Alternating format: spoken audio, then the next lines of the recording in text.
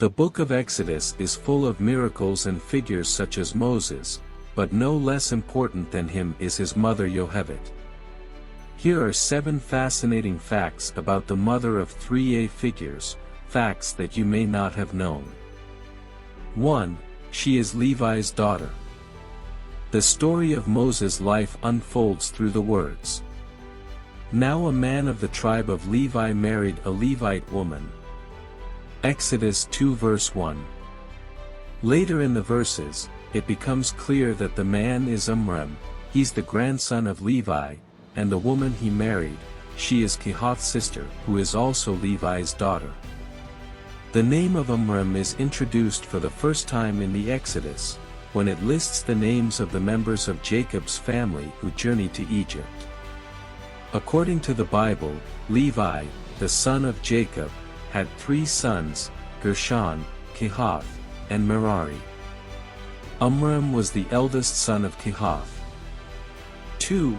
She is one of the 2 granddaughters of Jacob. The Bible explicitly mentions 2 granddaughters for Jacob. One of them is Jochebed, the daughter of Levi. The second granddaughter is Sarah, the daughter of Asher.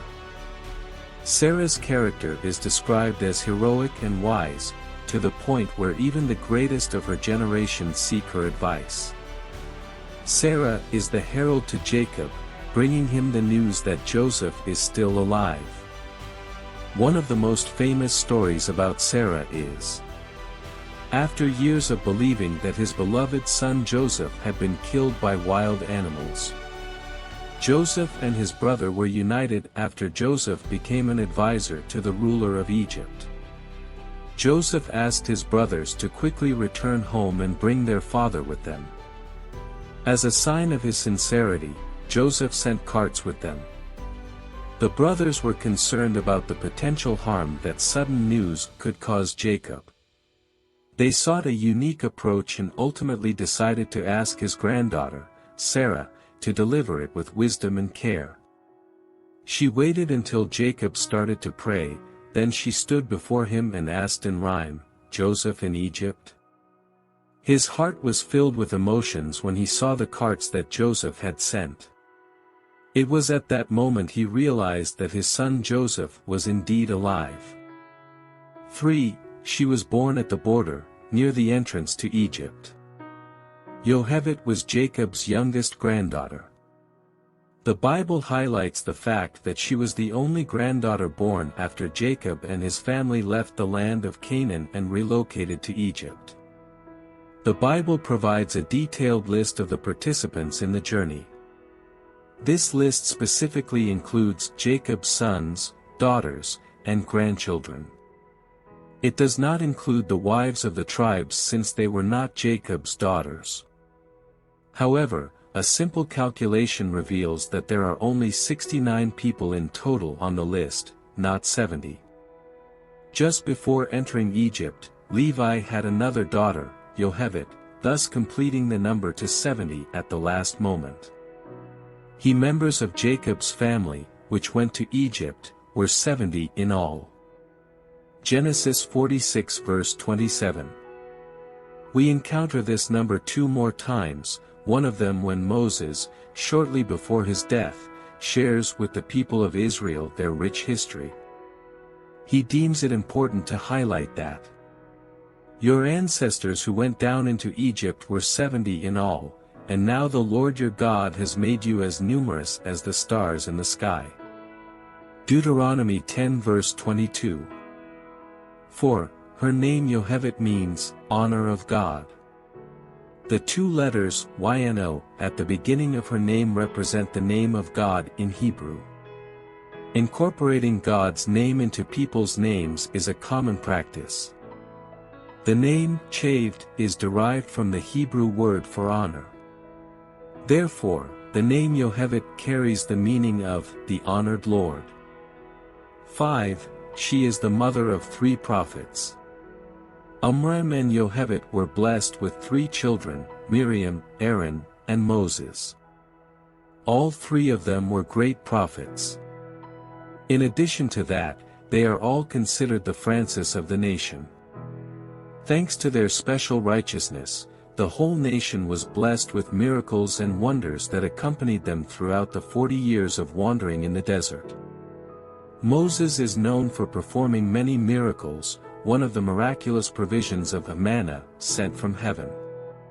Then the Lord said to Moses, I will rain down bread from heaven for you. Exodus 16 verse 4. Manna is the food that miraculously fell from heaven to sustain the Israelites during their journey from Egypt to the land of Israel. It provided nourishment for them for 40 years until they reached the Jordan River and were ready to enter the Promised Land. The camp of the people of Israel was surrounded by clouds, providing them with protection. This was all thanks to Aaron, Moses' brother. And they will tell the inhabitants of this land about it. They have already heard that you, Lord, are with these people and that you, Lord, have been seen face to face, that your cloud stays over them, and that you go before them in a pillar of cloud by day and a pillar of fire by night. Numbers 14:14. The miraculous well of water was bestowed upon the Israelites through the guidance of Miriam, the prophetess. This well, faithfully, accompanied them throughout their 40-year journey in the desert. However, after Miriam's passing, the once flowing water ceased to flow.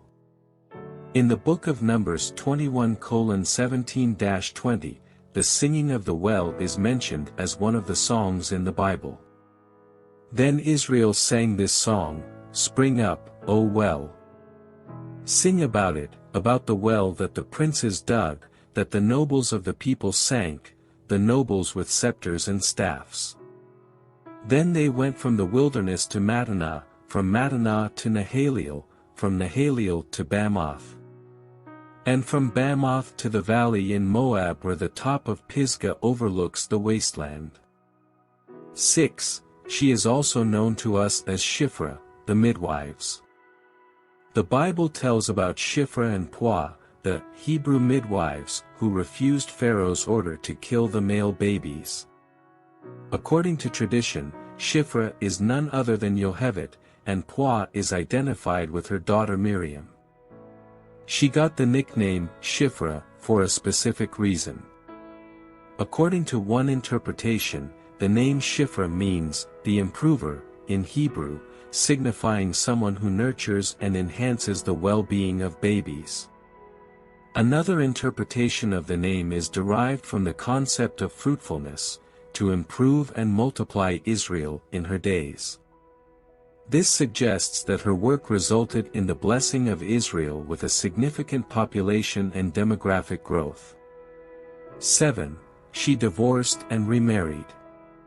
In the face of Pharaoh's cruel decree to kill all male newborns, Jochebed and Amram, the parents of Miriam and Aaron, made the difficult decision to separate rather than bring children into a world where their lives would be in danger.